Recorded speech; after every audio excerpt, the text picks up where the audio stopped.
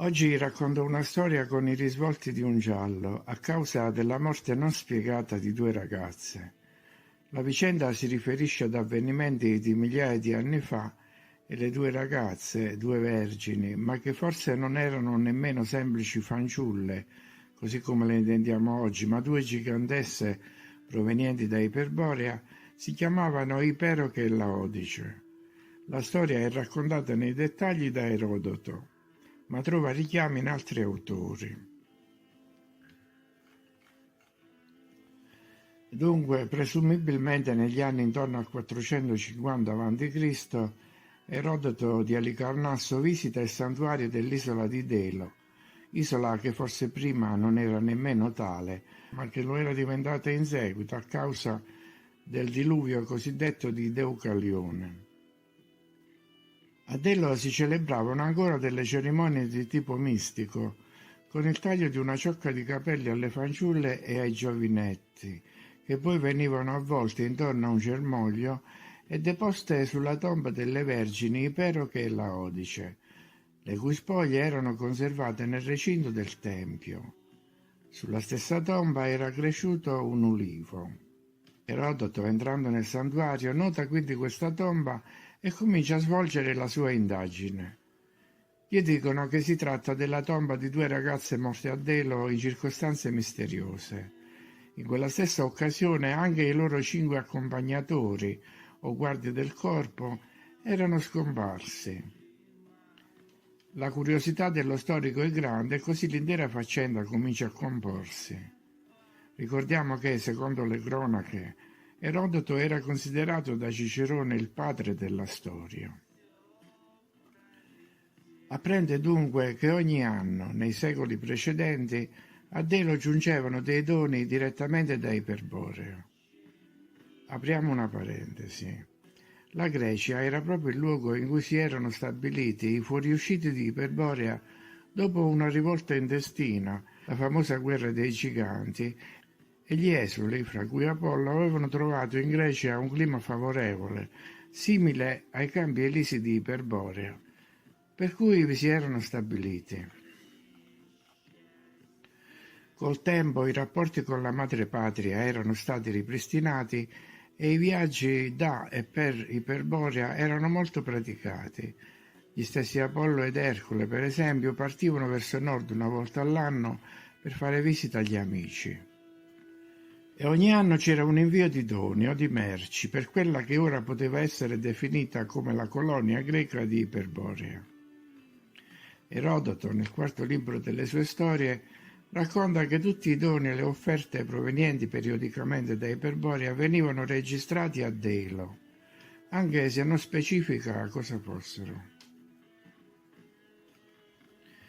Doveva trattarsi per lo più di piante, nuove varietà da introdurre nei territori meridionali e probabilmente varietà giganti, visto che anche gli dei lo erano. Ma forse i doni erano anche degli strumenti, dal momento che gli dei, fra virgolette, si erano prefissi lo scopo di istruire le popolazioni indigene, insegnando loro, oltre all'agricoltura e alla pastorizia, anche la metallurgia e le belle arti, come la musica, eccetera. La cosa molto interessante era che questi doni, probabilmente nuove varietà di piante o innesti, erano avvolti nella paglia per essere protetti dagli urti, ma soprattutto per evitare che si disidratassero. E questo è, altra cosa molto interessante, un metodo che si usa ancora oggi. Nei mercati non è insolito vedere piantine tenute nella paglia o steli di spighe, che sono involucri molto efficaci in quanto lo strato di aria delle parti vuote delle cannucce evita sbalzi di temperatura. In questo modo le piante non perdono la capacità di attecchire dopo il trasporto.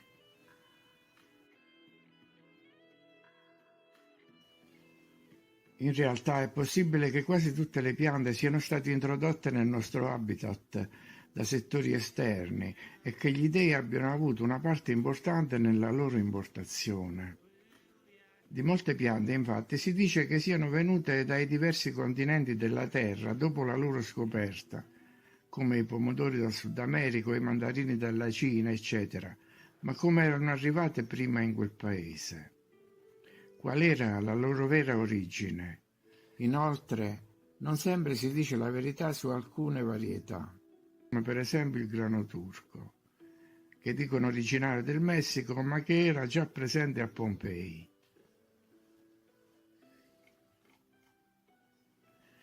La terra doveva essere stata agli inizi dei tempi solo una cava di estrazione, quindi era rimasta in parte priva di vegetazione e forse per questo, durante la colonizzazione, venivano introdotte piante utili alla produzione di cibo,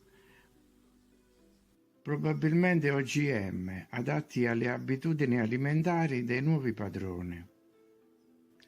Ogni anno quindi giungevano presso il tempio di Delo i preziosi doni, semi e piante utili per dare un impulso all'agricoltura. Ricordiamo che Iperborea viene descritta come la terra soleggiata e temperata, libera da ogni aria nociva, dove gli abitanti non erano afflitti da malattie, e i grifoni, animali con testa d'aquila, ali e corpo di leone, proteggevano questa terra, da molti definita come la matrice della razza ariana. Ad ogni modo, questa tradizione dei doni era stata inaugurata proprio dalle due vergini, accompagnate da 5 connazionali. Iperoche e Laodice avevano camminato attraverso vasti territori e di paese in paese erano giunte a Caristo. Agli abitanti di questa città aspettava il compito di accompagnare nel tratto finale del viaggio fino in Eubea e poi a Delo, dove i doni degli Iperborei per i greci venivano consegnati.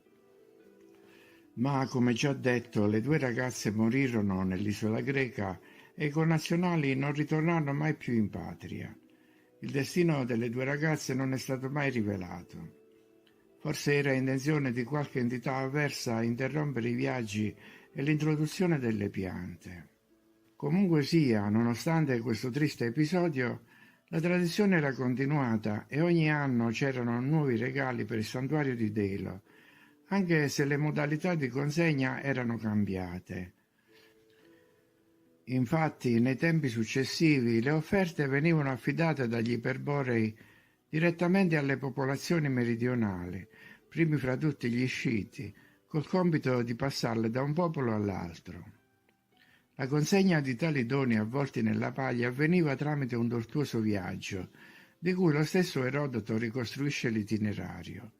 Il nuovo percorso prevedeva che dalla terra degli Iperborei i doni passassero dunque agli Sciti, che li recavano fino sulle sponde dell'Adriatico e poi, all'interno della colonia greca, verso sud, da Dodona fino al mare Egeo.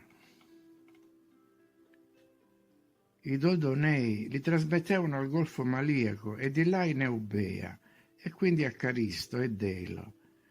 E l'invio dei doni era continuato nel tempo fino al II secolo a.C., come si legge nell'inno a Delo di Callimaco.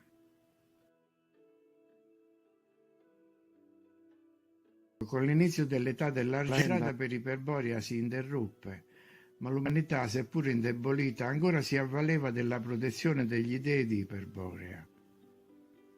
La causa dell'interruzione dei rapporti forse è dovuta al diluvio, che aveva innalzato i livelli dei mari. Apro un'altra parentesi. Se il diluvio di fango, cioè una piena di acqua e fango, ha investito il nostro habitat, è probabile che si sia riversato anche nell'altra direzione, sconvolgendo quelle terre allo stesso modo che qui da noi. Forse in precedenza la stessa Delo era raggiungibile a piedi, altrimenti avrebbe avuto poco senso costruire un santuario in un luogo raggiungibile solo con una barca. Ricordiamo che lo stesso Ercole portava i suoi bui a pasturare nella campagna romana e non li portava certo a nuoto. E sempre Ercole fece richiesta a Giove di un olivo in cambio delle sue fatiche. Oppure la strada per Iperborea si era interrotta a seguito di una glaciazione che aveva formato una enorme barriera di ghiaccio.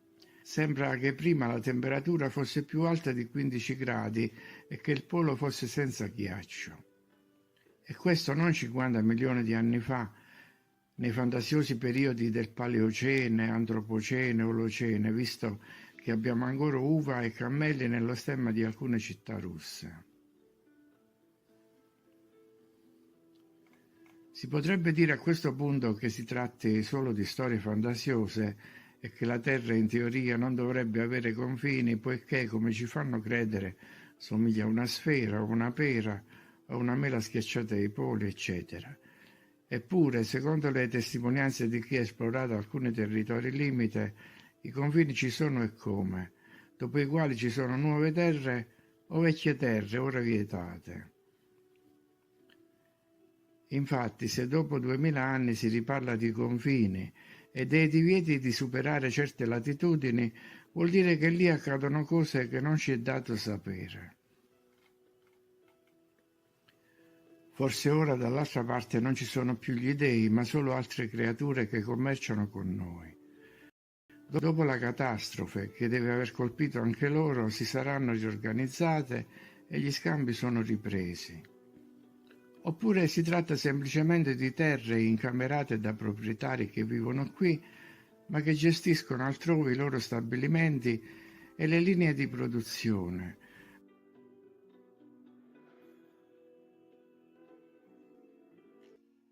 Magari con l'aiuto dell'intelligenza artificiale o della manodopera esportata.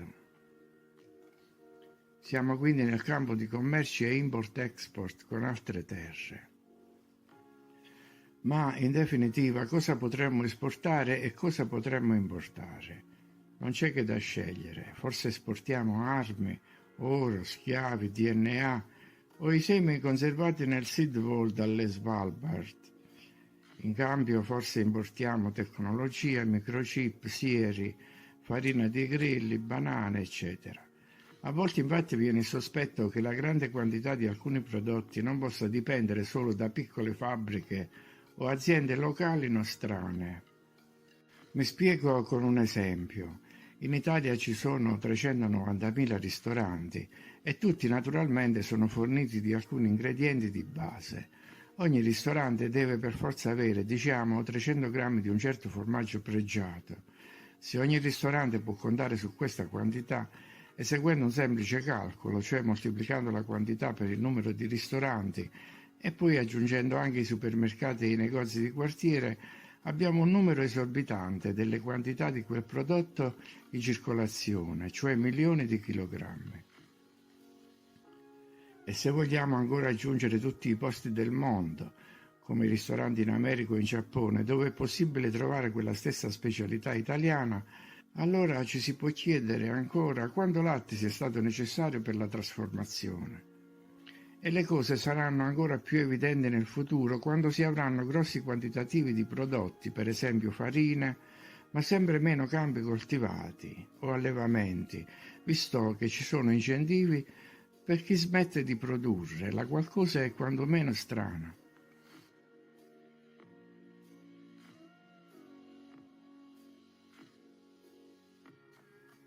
Ho parlato di cibo, ma il discorso potrebbe ampliarsi ai telefonini, per esempio. Ogni anno, infatti, vengono immessi sul mercato miliardi di esemplari di nuovi modelli. Ma il discorso tende ad ampliarsi troppo e forse è meglio parlarne in un'altra occasione. Però dovremmo tenere presente che molti balzi in avanti della nostra cosiddetta civiltà, soprattutto negli ultimi 200 anni, sono dovuti a tecnologie per molti versi inspiegabili e conseguite in breve tempo.